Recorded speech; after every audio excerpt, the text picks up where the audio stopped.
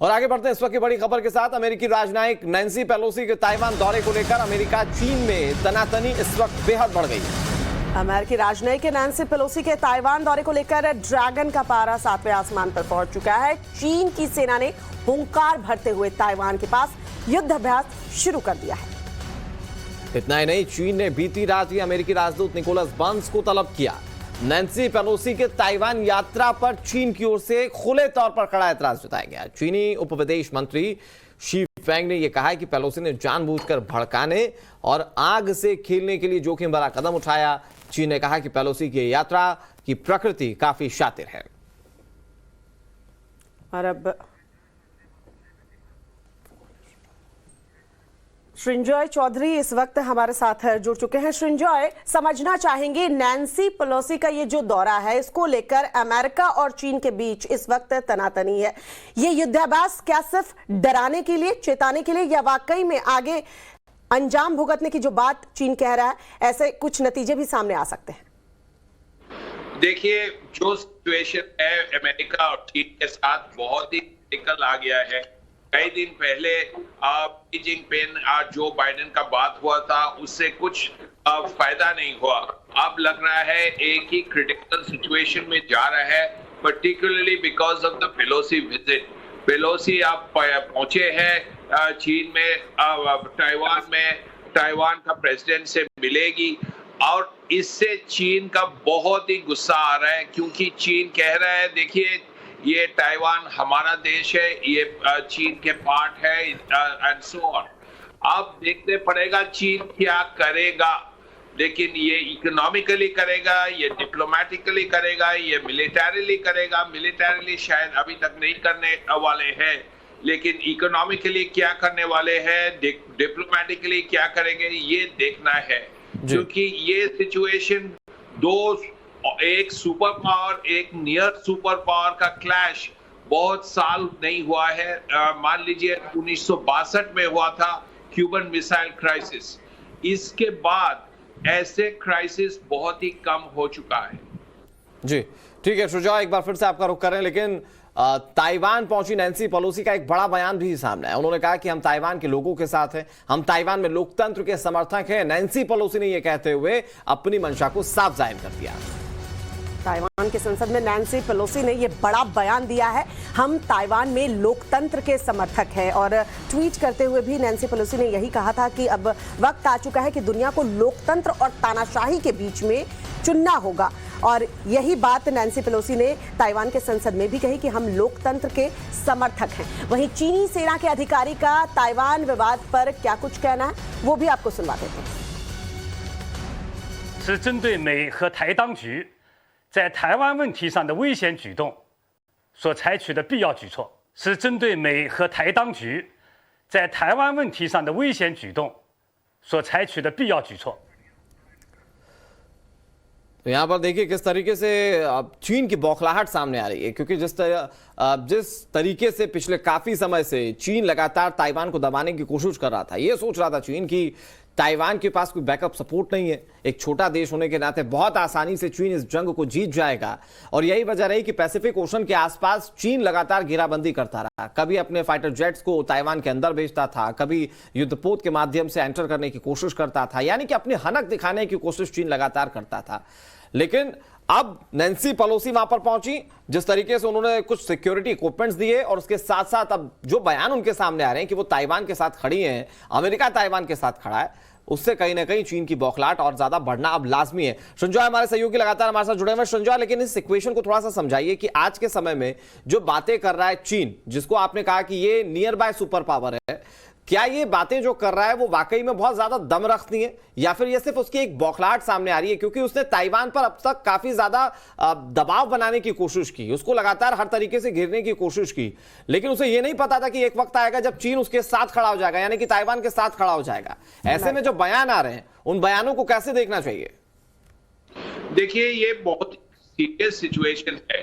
चीन जो कह रहा है, ये पेलोसी के कहने के बाद ये देखने पड़ेगा चीन क्या करेगा, क्योंकि चीन नियर सुपर पावर है।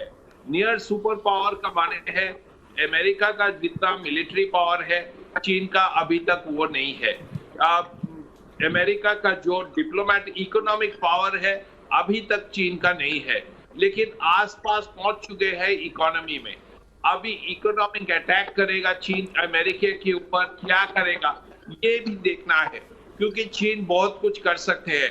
कई बिलियन डॉलर खरीद के रखे हैं अमेरिकन डॉलर, वो मार्केट में जो यदि छोड़ दे चीन, तब डॉलर का वैल्यू बहुत ही कम हो जाएगा। मान लीजिए अभी रुपये के लिए 80 रुपया है, वो बहुत ही कम हो जाएगा, क्योंकि डिमांड कम हो जाएगा, सप्लाई बहुत ज्यादा हो जाएगा अमेरिकन डॉलर का।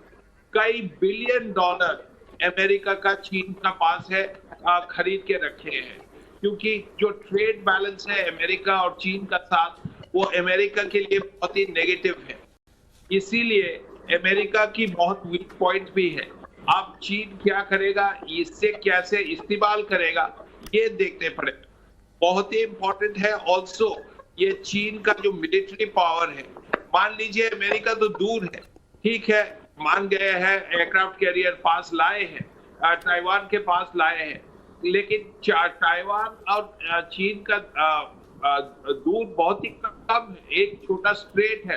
तो ताइवान बहुत कुछ, चाइना बहुत कुछ कर सकते हैं, उनका एयरफोर्स है, उनका रॉकेट्स हैं, तो चाहते हैं तो बहुत कुछ कर सकते हैं। लेकिन यदि करे ऐसे कुछ, क्योंकि अमेरिका कहा है we are responsible for Taiwan security, तब बहुत ही प्रॉब्लम हो जाएगा, क्योंकि उसके बाद अमेरिका भी बहुत कुछ कर सकते हैं। सुन जाओ, लेकिन वर्ल्ड डिप्लोमेसी में एक बात बहुत साफ है, आप ताकतवर कितने भी हों, लेकिन आप सीधे हमला नहीं कर सकते, क्योंकि आपकी वर्ल्ड डिप्लोमेसी क्या कहती है, आपके साथ कितने देश खड़े हैं, आप जिस रीजन से ताल्लुकात रखते हैं, वहां आप कितने फेवरेट्स हैं, इन तमाम चीजों को ध्यान में रखते हुए क्या चीन ताइवान पर हमला करेगा, वो भी तब जब अमेरिका ताइवान के साथ खड़े होने की बात कहता है। बहुत शुक्रिया सिंजो आपका हमारे साथ जुड़ने के लिए और तमाम जानकारी देने के लिए।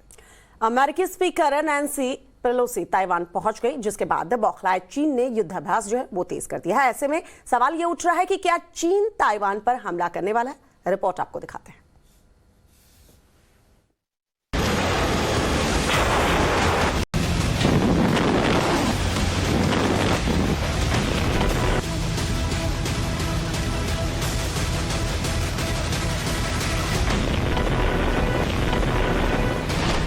क्या चीन ताइवान में जंग छिड़ने वाली है?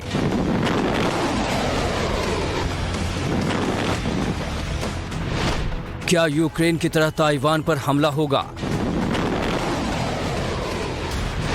क्या ताइवान के लिए दो महाशक्तियां टकराएंगी? पूरी दुनिया इन सवालों के जाल में उलझी है। क्या वर्ल्ड वॉर 3 का काउंटडाउन शुरू हो गया है?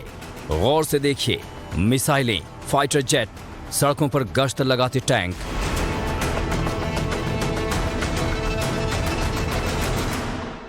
इन तस्वीरों को देखने के बाद एक बार फिर दुनिया की सांसें थम गई हैं, क्योंकि ताइवान पर सबसे बड़ी टक्कर होने की पूरी संभावना है और आमने सामने हैं दुनिया की दो महाशक्ति, चालबाज चीन और सुपर पावर अमेरिका।